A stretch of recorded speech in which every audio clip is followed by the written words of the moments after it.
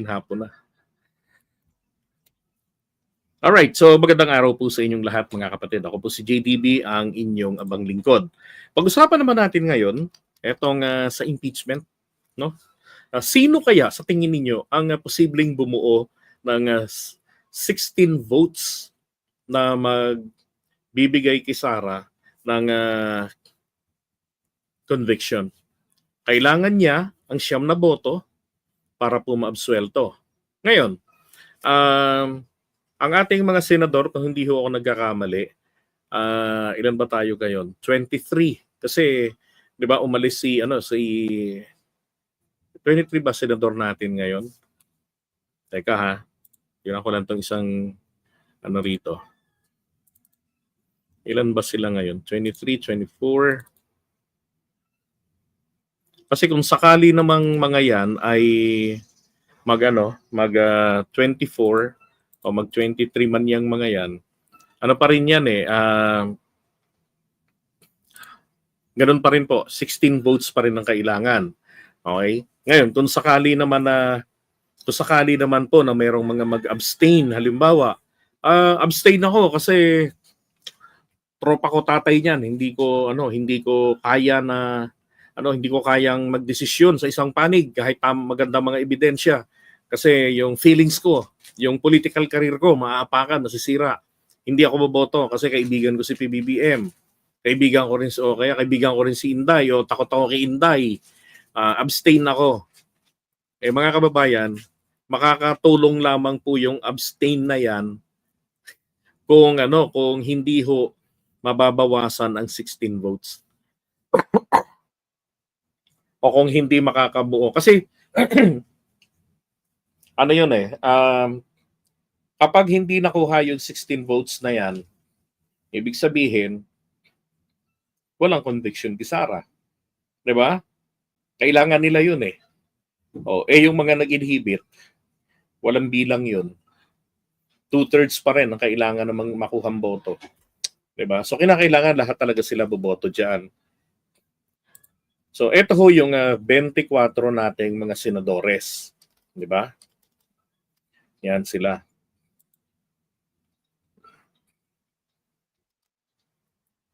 Now, para sa akin po, sa tingin ko ito yan So dito sa mga ito ho, pag-usapan muna natin yung mga re-electionist itong darating na halalan.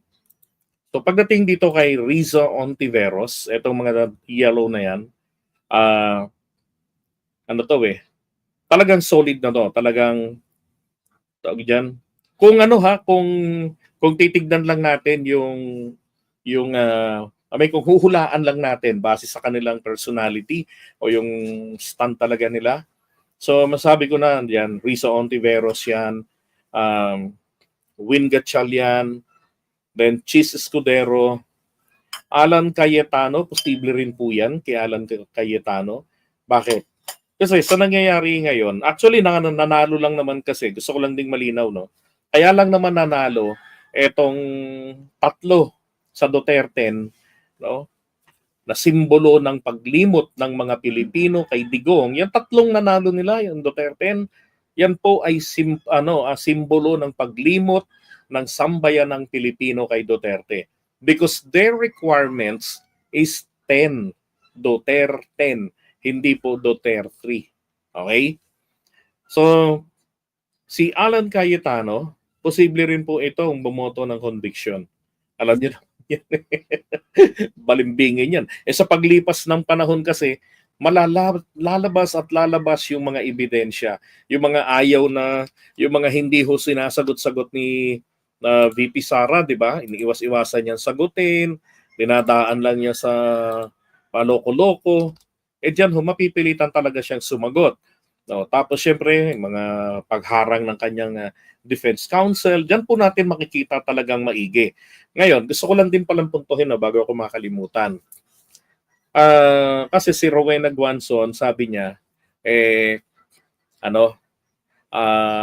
hindi daw dapat na, kumbaga hindi raw ito dapat na dinadivulge etong confidential funds. Diba? Tsaka, sa kanya, kasi gusto niya mag-member sa defense team. So, ang kanya is dapat nga, hindi raw dinadivulge kung sino-sino, yung anong information ng confidential funds. So, anong iimbestigahan nga naman natin, paano malalaman, di ba? So, dyan po lahat yan maglalabasan sa impeachment. Totoo ba na hindi dapat? Totoo ba na hindi pwedeng pag-usapan ang impeachment in public? O meron lang itong limitado na hindi pwedeng pag-usapan? Ang alam ko po, limitado ang hindi pwedeng pag-usapan. Sino-sino, saan ginamit yung pera ng confidential funds. Kasi that involves national security. Di ba? O yung seguridad ng tao mismo, ng mga espiya. Pero, nasa guidelines naman kasi na kailangan ang confidential funds kung sino yung nakatanggap na may-ari ng code na piatos o kahit na ang code pa nito Boy Tokmol, di ba? Kailangan meron pa rin pong information doon na verifiable na for the COA's eyes only. Para kung gusto nilang i-verify na ito bang milyones na ginastos na pera ng 11 days ay talaga bang napunta sa tamang operation. Isa pa, hindi po tama yung mga pinaggastusan base doon sa liquidation report mismo ng Office of the Vice President at saka ng DepEd. Di ba? So, yung mga irregularities na yon. So, tingin ko naman pag lumabas yun, maiisip ng taong bayan, di ba, na talagang ang may ginawang kabalbalan. Ngayon, kung itong mga to naman po ay boboto ayon po sa kanilang kulay sa politika, tapos sila mga re-electionist, it's like a suicide, di ba? Nagkaganon. Baka magwala ang taong bayan yan eh. Di ba? Mauwi ito sa panibagong pagtitipon sa EDSA, no, para lamang puwersahin si Sara na lumayas sa pwesto. Di ba? Ngayon, tingin ko dyan, si Rizzo Ontiveros po, Chis Escudero, Alan Cayetano, si Loren Legarda, si Raf, at saka si Joel Villanueva. Diyan po sa mga re-electionist. Now, bakit merong green para sa dito po kila Jinggoy, tsaka kay JB Estrada at kay Migs? Diba? Ito si Migs from Mindanao. So, alam ko noong 2022, galing ito sa panig ng mga Duterte na kandidato sa Unity Park. Ito naman si Jinggoy, parehong from Manila, from San Juan City, Metro Manila. Ang tanging dahilan lang naman po nitong mga to ay yung kunwaring na trauma kasi nagkaroon ng impeachment case din ang tatay nila. Di ba? Kalokohan yun para sa akin. Ano ka, walang utak? Hindi ka babase.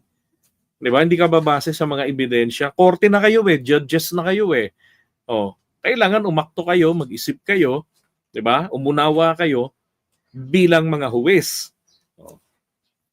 At saka isa pa, malaking suporta ng mga supporters po ng mga loyalista at ng mga Marcos supporters ang mawawala po sa kanila, Jinggoy. 'Di ba? So kung kakalimutan niyo yung inyong duty, kakalimutan rin namin kayo. Ganun lang 'yun eh. It's a give and take lang naman eh. 'Di ba? Gawin mong tama. Kung maliwanag ang ebidensya, 'di ba? Vote for the conviction kaysa sasabihin na hindi po kami mga abogado, mga judges para humatol. You're judges. 'Di ba? Political process ito kaya hindi ako hahatol. Sabi ng korte, ng saligang batas. Political process ito, pero dapat kang humatol. Kaya nga kayo ginawang korte. Or else, mag-resign ka, hindi ka pwede sa Senado. Kasi hindi pwedeng mamili kung ano lang ang tatrabahuin sa Senado. Dapat dalawa. Diba? At anytime, pag naging may impeachment, then you'll be the judge. Kung walang impeachment, then ang trabaho mo yung regular job, legislation. Diba? And then, ganun din kay JB. So, dalawang ito kasi, pwede rin itong makonvert na base sa mga ebidensya into conviction. And then, subiri possible din ito na magbago, magpalit ng kanyang kasi re-electionist yan eh. Now, Ito naman pong si Bongo, Kiko, antay na talaga to, Duterte. Erwin Tulfo, yan, isa rin sa tingin ko na magano ng sa conviction kapag, again, ang pinag-uusapan natin dito pag malinaw at malakas ang ebidensya na nailatag dyan sa impeachment court. Okay? So sila yung mga boboto sa conviction, including Bam Aquino. Bongo, bakit ako naniniwala na si Bongo ay posibleng bumoto sa conviction kapag malinaw? Sinabi naman na niya, kaya ayaw niyang magkomento dahil gusto niya munang malaman kung ano yung magiging mga yung mangyayari po sa prosecution mismo ng sa pagdating na ng impeachment. And besides, politically or strategically, may pangarap si Bongbong magpresidente. Yung kanyang pagkapanalo nitong nag-number 1 siya, halos sa buong Pilipinas, iba't ibang probinsya po, pati sa Ilocania, nasa top 12 nila si Bongo. At hindi lang bastang top 12, mataas ang ranking niya, mga nasa top 5. First 5 candidates si Bongo. So kuha niya po ang Luzon, Visayas at ang Mindanao. Ang makakalaban niya lamang dito na mabigat ay si Sara. Di ba? At saka isa pa, hindi naman talaga sila magkasundo eh. Panahon pa ni Duterte sa Malacanang, ayaw na nila dyan kay Bongo, balakid sa kanila yan. Di ba meron ding speech si Baste? Isang rally regarding dito kay Bongo. So for me, papabor yan si Bongo kapag ganun ang mga ebidensya malinaw, ma-impeach si Sara para lumuwag yung kanyang daan towards the presidency. And then Senator Ping Lacson, Tito Soto, Tia Cayetano. And then dito Lapid. So ilan po ba? 1, 2, 3, 4, 5, 6, 7, 8, 9, 10, 11, 12, 13, 14, 15, 16, 17, 18. Okay, so kakayanin po ng 16 at 18 ang boto na yan. But then again, yan po ay kung mapapakita ng prosecution na malakas ang ebidensya talaga. Now, pagdating naman po rin sa kung malakas, mahina ang ebidensya, meron ba o wala, kahit ano pa man po yan, dito for Bato de la Rosa, alam na natin, matik yan. Rito kay Rodante Marcoleta, ganun din, because conviction niya yan eh. Yan ang gustong mangyari ng kanyang sekta, Iglesia ni Cristo, na hindi i-impeach si Sara. Di ba? Pero pabor sila na si Sara ay masampahan ng kasong plunder. Ayaw lang nila ng impeachment. Tapos, nasaan si Robin Padilla? Ito. Robin Padilla, talagang hindi matatawaran nito. Hindi na kailangan pang mag-isip, hindi na kailangan tumingin at makinig sa ebidensya. Kailangan itulog na lang during the impeachment process, kumbaga, tapos buo na kasi ang kanyang desisyon. No ang kanyang magiging boto. Diba? Camille Villar, mukhang hindi rin po niyan, hindi rin magko-convict ki Sara. At lalo na rin naman ito pong si Amy Marcos. 'Di ba? Imposible yan na kahit na nakasuksok na sa mata niya, iko-convict niya pa rin si Amy. Ang possibility rito, magdadahilan lang na hindi ako judge, hindi ako hukom. Kaya hindi ako hahatol para hindi rin ako hatulan. And take note, ito pong mga nandito sa ibaba, sila ay mga kapapanalo lang. So, ibig sabihin, ano man ang kanilang mga maging desisyon ngayon, pwede pa pong malimutan in the next 3 years. Diba? Kasi in the next 6 years kasi hindi pa sila kandidato. Hindi katulad yung mga nasa taas. Kaya good thing lang kasi mga hindi talaga naman natutuwa sa pinaggagawa ni Sara yung mga nagsipanalo. Diba? So, yun tingin ko diyan ha. Makukuha ang 18 or 16 to 18 votes para ma-convict si Sara. Now, paano kung sakaling nakalusot si Sara, hindi Hindi nagkaroon ng conviction. Baliktad, JDB. No? Ang nakuha 16 or 18 votes, no conviction. Diba? And then the rest, abstention. It's all right. It is all right. That's perfectly fine with me. Bakit? Lahat ng ebidensya, pati yung bank accounts, makakalkal dyan, malalaman ng publiko, sapagkat hindi po nila ito maaaring idaan sa executive session. Because executive session is good for matters relating to nationals, matters affecting national security. Ang bank accounts ni Sara at ni Digong has nothing to do with the preservation of our peace and order, right? Walang kinalaman yan doon sa peace and order. So, mabubuyang-yang yan sa taong bayan. Malalaman dyan sino ang may credibility. Ang mga Duterte o si Trillanes. Di ba? So, kung sakaling makalusot po yan, let's say hindi siya nabigyan ng guilty, nakalusot. Aba, ba't wala pong dapat ipag-alala? Like what I've said, lalatag lahat ng mga ebidensya against Sara. Ang ending dito, dalawa lang po yan. O pwede, no? O pwede na yung mga tao madismaya, gaya ng binabanggit ni Benji Contreras. Remember what happened during President Erap Estrada's impeachment, the trial, impeachment trial that led to EDSA 2. Kabilang ako doon sa participants. Kami ang mga lumusob kay Gloria Arroyo noon sa Malacanang from Ortigas, EDSA, straight to San Miguel, no, sa Mindiola. Nilusob namin ng Malacanang hanggang gate nito. Yung gate mismo, hanggang gate 7 kami ng Malacanang, doon sa may Kalayaan building. No.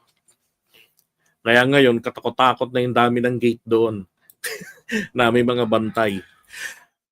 Sabi nga rito ni Kapunan, kapag ka itong mga judges na ito nagpawardi-wardi sa kanilang pag-handle ng impeachment, hindi sila naging politically neutral, sabi niya ha. Kung hindi sila politically neutral, di inhibit na nila ang sarili nila. And again, pag nag-inhibit, that is in favor kay Sara pa din. 'Di ba? Pagdating sa botohan. Inhibit na lang sarili nila because they will be embarrassed, they will be judged. Hindi lang si VP Sara ang i-judge dito ng taong bayan, ay ang impeachment court. How did they dispense justice? How did they follow the rules of law? How did they appreciate evidence? So mag-ingat sila. That is very, very ideal. Pero let me ask you, kayo po ba naniniwala na kung si Robin Padilla makakaharap ng mga ebidensya, magbabagong pananaw niya? Diba? Sinabi niya na nung nauna, wala na pong, hindi ko na patatagalin, wala nang isip-isip, wala nang tanong-tanong. No, ang boto ko dyan. Ay, nako. Diba? So, sino po kaya yung posibleng gumawa nito? Pag inabsuelto si Sara, despite the strong evidence, strong evidence, diba? Voluminous evidence na iprinisinta ng prosecution tapos no pa rin kayo. Palagay ko po, tayo po ang dapat na pwersahan ng magpaalis kay Sara sa pwesto. Tapos tong mga senador, pwersahan na rin pag-resignin ng mga lintik na yan. Diba? Nang sa ganon si Comelec, magpatawag na ng snap election for senators. Ewan ko lang kung pwede. Diba? Para mag-resign yung mga lintik. Yung mga abuso sa kapangyarihan. Diba? Kayo ho ba, sa tingin nyo, makukuha ba ang 16 votes para ma-convict si Sara? Or makukuha kaya ni Sara ang 9 votes at least, diba, para hindi po siya ma-convict? Yun eh.